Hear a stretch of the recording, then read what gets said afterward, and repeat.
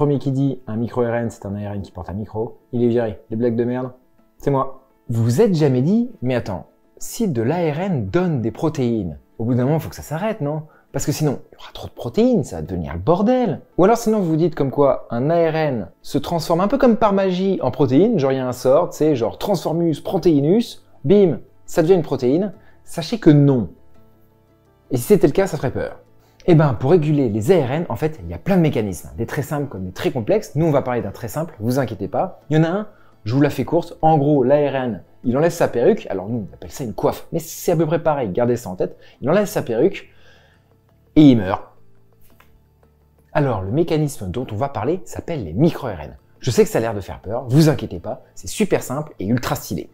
Tout comme vous, la cellule a bien compris qu'au bout d'un moment, il fallait quand même réguler tout ce bazar, parce que sinon il y allait y avoir beaucoup trop de protéines. C'est comme quand vous avez un gosse, quand vous lui achetez des jouets. Au bout d'un moment, il y a trop de jouets, ça devient le bordel. Alors, un micro-ARN, c'est un ARN de petite taille. Il fait une taille de 18 à 22 nucléotides et il se lie spécifiquement, mais aussi d'une manière complémentaire, à un ARN messager.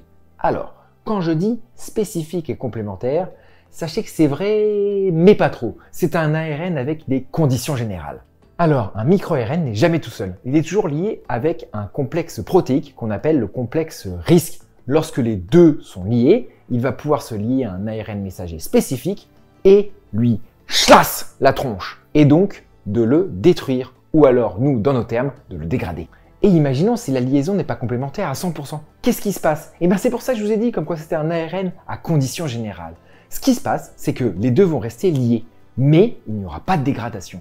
Mais d'un autre côté, l'ARN messager ne sera pas non plus traduit en protéines, donc il se passera rien. Et là vous vous dites, mais ça serait super bien en tant que médicament, on pourrait utiliser ce phénomène pour directement cibler les ARN messagers spécifiques des cancers, ou bien de certaines maladies, et bim, on n'aura plus ces maladies, super bien, non? Eh ben oui, mais non, parce que ce que je vous ai pas dit, c'est qu'en réalité, un seul micro-ARN peut cibler plus de 200 ARN messagers spécifiques. Et ça, c'est que les spécifiques. Imaginez les complémentaires, mais pas à 100%.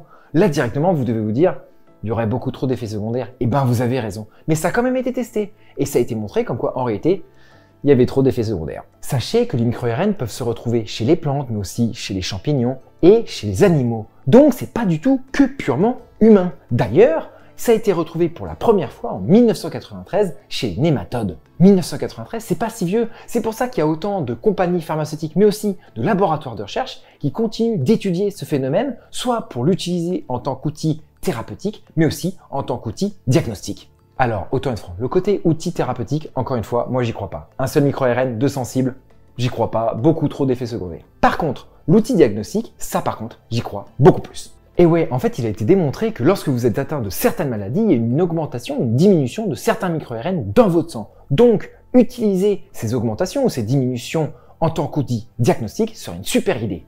Alors, peut-être que dans 20 ans, vous verrez votre bilan sanguin et vous verrez analyse de micro-ARN et vous repenserez à cette vidéo. Alors, j'espère que vous avez apprécié cette vidéo, mais aussi que vous avez appris des choses. Si vous pouviez mettre un pouce et vous abonner, ce serait super sympa. Nous, on va continuer à mettre des vidéos. Et jusque-là, prenez soin de vous et écoutez la science. Ciao!